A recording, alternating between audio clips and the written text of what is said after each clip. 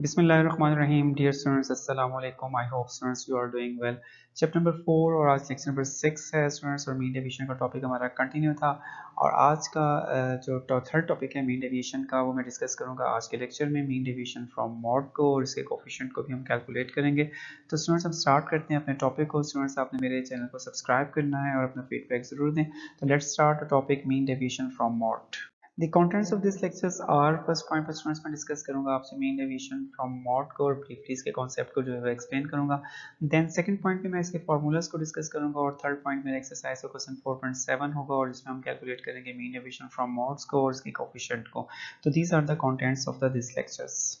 Brief introduction about the mean deviation from mode is: mean deviation from mode, it is defined as the average of absolute deviations taken from an average mode। तो students यहाँ पे मैंने average की type जो है वो mod को use किया है और देन हम लेंगे एब्सोल्यूट डेविएशंस को।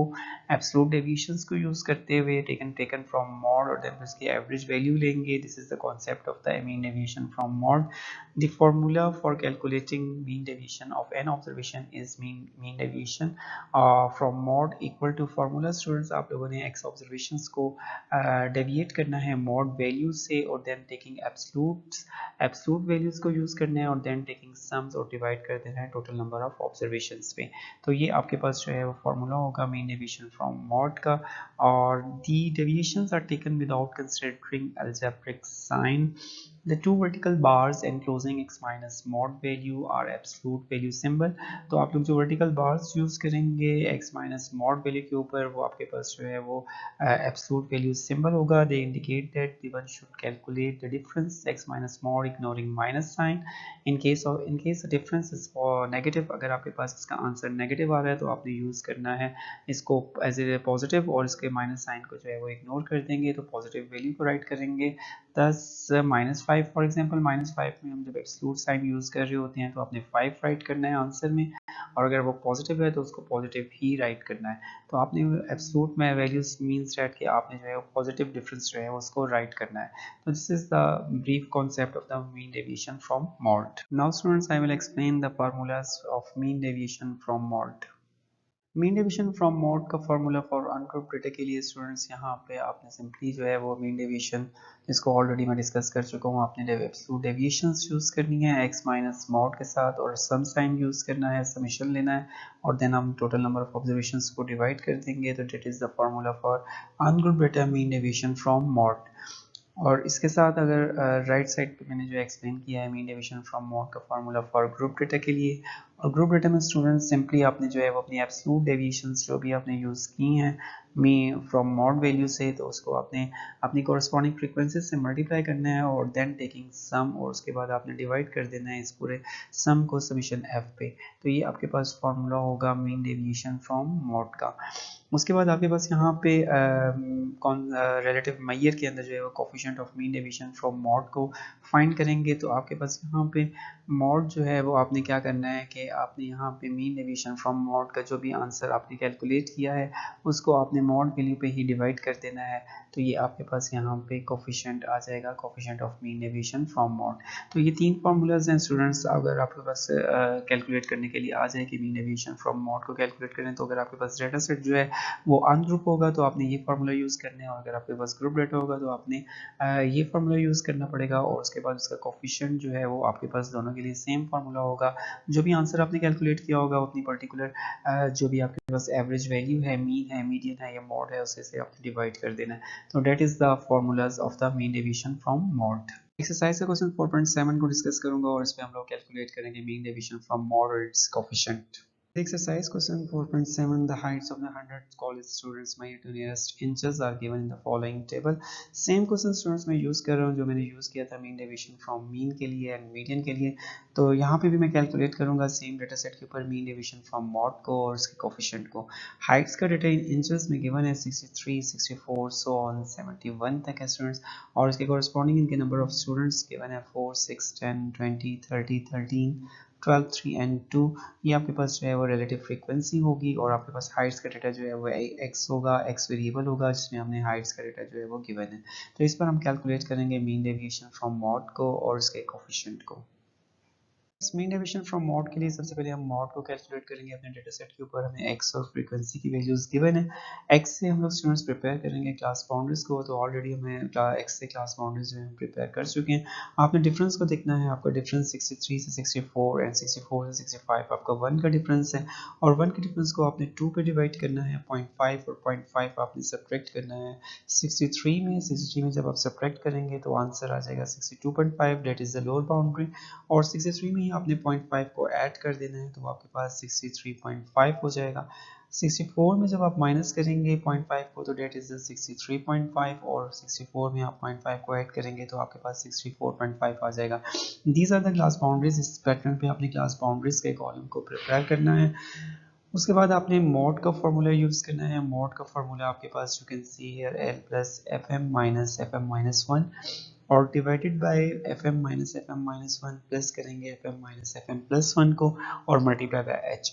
यहाँ पे आपके पास मैक्सिमम फ्रीक्वेंसी आपने जो है फाइंड करनी है। मैक्सिमम फ्रीक्वेंसी यहाँ पे आपके पास स्टूडेंट्स 30 है। 30 को आपने एफ एम का नाम देना है, और ये आपके पास मैक्सिमम फ्रीक्वेंसी होगी एफ एम। और इसके बाद आपने इसकी प्रीसीडिंग फ्रीक्वेंसी जो है एफ एम माइनस वन होगी, और इसको आप लोग जो है एफ वन भी राइट कर सकते हैं।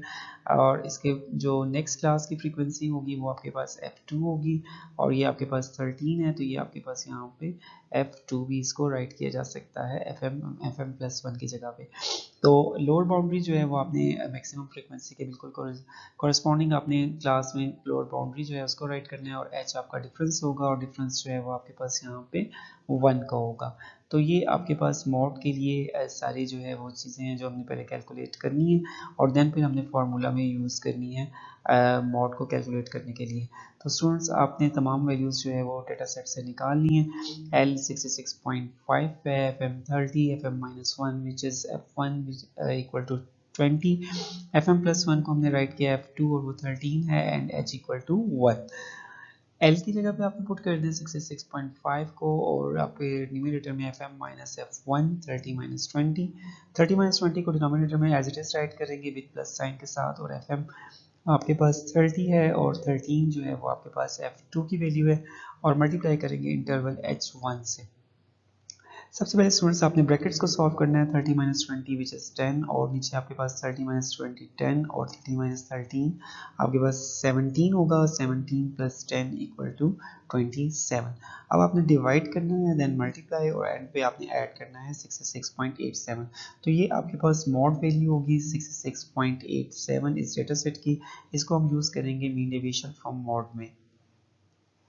डेविएशन फ्रॉम मॉड के लिए स्टूडेंट्स हम लोग कैलकुलेट करेंगे एब्सोल्यूट डेविएशंस, और एब्सोल्यूट डेविएशंस जो है वो फ्रॉम मॉड वैल्यू से लेना है, और मॉड वैल्यू जो है वो ऑलरेडी हम कैलकुलेट कर चुके हैं विच इज 66.87, और मॉड एब्सोल्यूट डेविएशंस जो है वो आपके पास यहाँ पे students x minus mode value with absolute sign, और फर्स्ट वैल्यू स्टूडेंट्स यहाँ पे आपके पास एक्स 63 है। 63 को आपने डेविएट करना है, डेविएशन लेनी है फ्रॉम मॉड वैल्यू 66.87 से, और इसका आंसर जो है वो आपके पास 3.87 होगा, और इसको पॉजिटिव राइट करेंगे, और देन फिर आपने इसको साथ ही अपनी कॉरेस्पॉन्डिंग फ्रीक्वेंसी 4 से मल्टीप्लाई करना है। Answer is 15.48। Next value students हमारे पास x की 64 है। सिमिलरली आपने इसको मॉड वैल्यू 66.87 से माइनस करना है। आंसर इज 2.87, और 2.87 को मल्टीप्लाई करना है कॉरेस्पॉन्डिंग फ्रीक्वेंसी 6 से। Answer is 17.22। थर्ड वैल्यू आपके पास x की 65 है, और मॉड वैल्यू 66.87 से माइनस करेंगे, आपके पास जो है एब्सोल्यूट डेविएशन 1.87 होगी, और 10 से मल्टीप्लाई करेंगे कॉरेस्पॉन्डिंग फ्रीक्वेंसी से। Answer is 18.70। सिमिलरली स्टूडेंट्स आपने वन बाय वन तमाम x की वैल्यूज को मॉड वैल्यू से सब्ट्रैक्ट करना है, डिफरेंस देना है, और उसके एब्सोल्यूट साइन को यूज करते हुए पॉजिटिव राइट करना है, और नेक्स्ट कॉलम में आपने स्टूडेंट्स की कॉरेस्पॉन्डिंग फ्रीक्वेंसीज को मल्टीप्लाई करके राइट करते जाना है, और इस तरह सिमिलर पैटर्न पे ऊपर आपका फोर्थ कॉलम जो है प्रिपेयर होता जाएगा। देन आपने फोर्थ कॉलम का जो है वो सम कैलकुलेट करना है, और सम आपके पास यहाँ पे आ जाएगा समीशन 130.60। नाउ स्टूडेंट्स इसको फार्मूले में पुट करेंगे, और फार्मूला जो है यहाँ पे आपके पास मीन डेविएशन फ्रॉम मॉड का समीशन f इंटू एब्सोल्यूट पे एब्सोल्यूट साइन के साथ जो है वो x माइनस मॉड राइट करेंगे। x हेड को मॉड राइट किया जाएगा, और समीशन f पे हम इसको डिवाइड कर देंगे। 130 आपके पास जो है उसका सम हमने फाइंड किया है, और समीशन f की वैल्यू जो है वो 100 है। आफ्टर डिवाइडिंग आपके पास आंसर आ जाएगा इसका 1.306। This is the absolute dispersion in mean deviation from mode. Then students हम रिलेटिव डिस्पर्शन में जो है वो कैलकुलेट करेंगे coefficient of mean deviation from mode को, और इसका फार्मूला जो है वो आपके पास मीन डेविएशन फ्रॉम मॉड को ही डिवाइड कर देंगे इसकी एवरेज मॉड से, और आपके पास आंसर 130.1.306 है मीन डेविएशन फ्रॉम मॉड का, इसको पुट करना है। और मॉड वैल्यू जो है आपने कैलकुलेट की थी 66.87, उसको राइट करेंगे डिनोमिनेटर में, और आफ्टर डिवाइडिंग आपके पास जो है कैलकुलेट कर लेंगे coefficient of mean coefficient of mean deviation from mod which is 0.02। तो स्टूडेंट्स आपने इस पैटर्न पे जो है वो मीन डेविएशन को कैलकुलेट करना है और उसके कोफिशिएंट को, और आपने फार्मूलाज को याद रखना है, और एब्सोल्यूट डेविएशंस को कॉन्सेप्ट को जो है वो आपने राइट करना है पॉजिटिव, और देन फिर आपने इसको फ्रीक्वेंसी से मल्टीप्लाई करना है। तो ये आपके पास जो है वो मेथड था मीन डेविएशन फ्रॉम मॉड का।